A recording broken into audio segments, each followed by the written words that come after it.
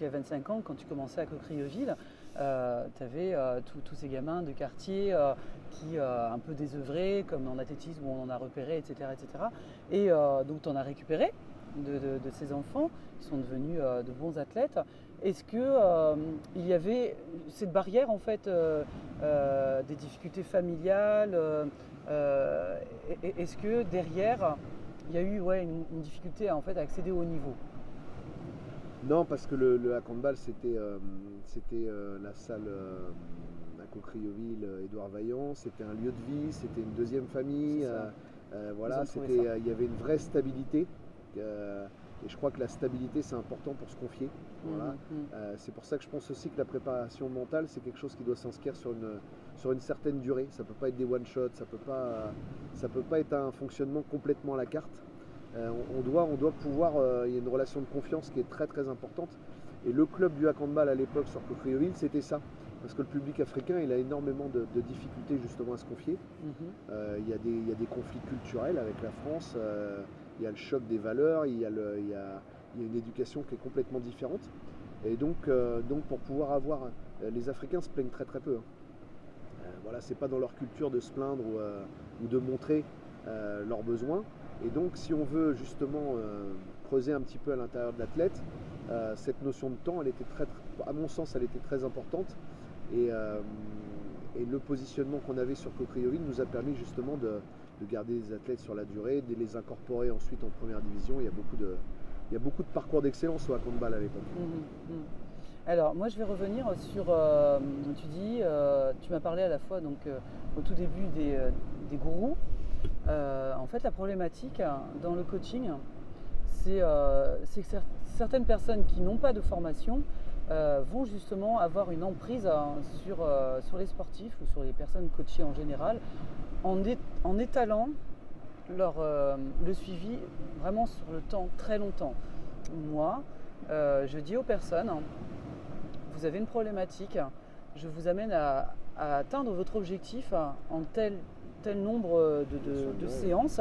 Et une fois qu'on a atteint cet objectif, le suivi est terminé. Par contre, si derrière il y a une autre problématique, tu peux venir me voir, mais le gros du travail au niveau de l'estime de soi, de la gestion des émotions, de la gestion de l'énergie, elle l'aura fait, puisqu'en fait j'aurais transmis tous les outils pour qu'elle devienne indépendante, entièrement autonome. En fait, elle devient son propre coach. Par contre, à certains moments, il peut y avoir des coaching flash. À un moment donné, cette personne-là a besoin de soutien, je vais lui proposer 3 séances. 3 séances pour la rebooster. Mais je ne serai pas présente tout le temps parce que l'objectif, c'est de la rendre autonome. Et pour ça, j'utilise une technique qui fait que je l'aide à aller chercher en fait des informations à l'intérieur d'elle-même. Je ne donne pas de conseils, quelques conseils par rapport à la préparation mentale où là j'ai les outils.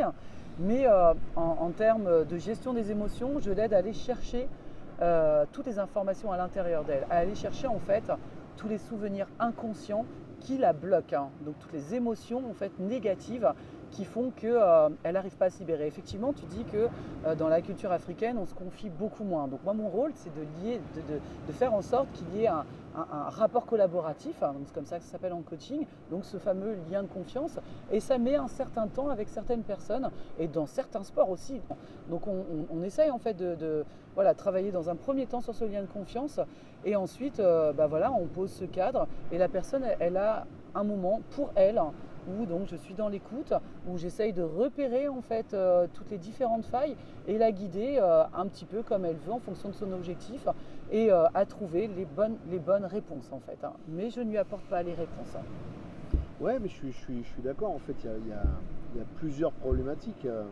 Il y a le coaching d'avant une finale, qui est quelque chose de très très court, de très violent. Voilà. Et puis il y a le coaching de fond.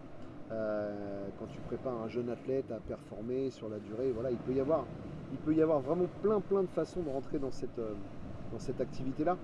Mais moi, de par mon expérience aujourd'hui, d'abord j'aime bien m'inscrire sur la durée. Je suis resté 14 ans au Havre, je suis resté 4 ans à Orléans, 2 ans en Russie, là où les entraîneurs restent très très peu, et puis je me suis engagé sur un plan de 5 ans avec le Sénégal. Donc j'aime bien travailler un petit peu sur la durée parce que je pense que c'est quand même une société qui est ultra violente où on prend et on jette un peu tout comme on a envie aujourd'hui. Moi, j'aime cette idée de construire un plan pour performer. Voilà. Je suis d'accord avec toi. Mais l'objectif, normalement, d'un préparateur mental, c'est de rendre cette personne autonome. Ouais. Et c'est la meilleure façon de changer, en fait. Parce que l'objectif, c'est le changement. Ouais. Et le changement, en fait, quand tu apportes du conseil, il ne peut pas être durable. Ce sera du court terme. Et c'est malheureusement, en fait, quand tu proposes de la durée, qu'il y a une dépendance qui se crée. Donc moi, lors de mon processus de coaching, je me mets en position naïve de non-sachant, en fait, non-sachante, je ne sais même pas si ça se dit, où voilà, je mets plutôt en fait la personne en face de moi au-dessus de moi. Et voilà, toutes les informations, mon objectif c'est qu'elle me décrive toute son histoire de vie en gros. Mais je ne vais pas sur le pathologique, hein. Ça c'est pas mon rôle. Moi je mets en lien avec un psy, avec voilà, les personnes qu'il faut, mais je ne rentre pas sur le côté pathologique, hein. Et donc ouais, c'est en fait aller chercher toutes les informations, les souvenirs refoulés, les émotions négatives refoulées, et pour qu'elle en prenne conscience, et puis qu'il y ait un déclic et un changement durable. Et si tu donnes du conseil, tout ça, ça ne peut pas être fait parce que ma perception du monde, ma carte du monde est complètement différente de la tienne. Donc pour quelle raison moi j'irais en fait donner ma propre perception des choses? Non, je lui propose des outils, elle pioche dedans, ça lui convient, tant mieux. Voilà, je suis là en fait pour m'adapter à cette personne-là. C'est la façon dont je travaille sur la formation de cadre en Afrique en ce moment. Ok. Voilà, parce que je pense qu'on a raté, la France a raté beaucoup d'étapes dans sa relation aux Africains. Et aujourd'hui, moi ce qui m'intéresse, c'est justement de leur proposer tous les outils pour se former à devenir des coachs, mais des coachs à la mode africaine, voilà, avec leurs valeurs, avec leur culture, et à prendre ma place le plus vite possible, puisque je suis de passage sur ce projet-là, et j'espère qu'après 2022, on aura un coach sénégalais à la tête de la sélection. Voilà, c'est l'objectif. Ok. Bon, bah c'est cool. Bah écoute, je te remercie en tout cas pour ce petit moment sympathique et très instructif aussi. Donc j'espère en tout cas t'avoir apporté une vision de la prépa mentale différente. Moi, en ce qui me concerne, je voulais te dire aussi que je fais de la formation, j'interviens au niveau des groupes également. Donc tu vois, sur la gestion des émotions, parce que je sais qu'il n'y a pas beaucoup d'argent dans les clubs. Donc j'informe en fait de comment voilà, on peut apprendre à gérer nos émotions. Et une fois qu'il y a des personnes qui ont envie d'aller un peu plus loin, là je les prends en individuel. Ça marche, voilà. J'ai noté. Je te dis à bientôt. Content de t'avoir revu Moi en aussi. tout cas.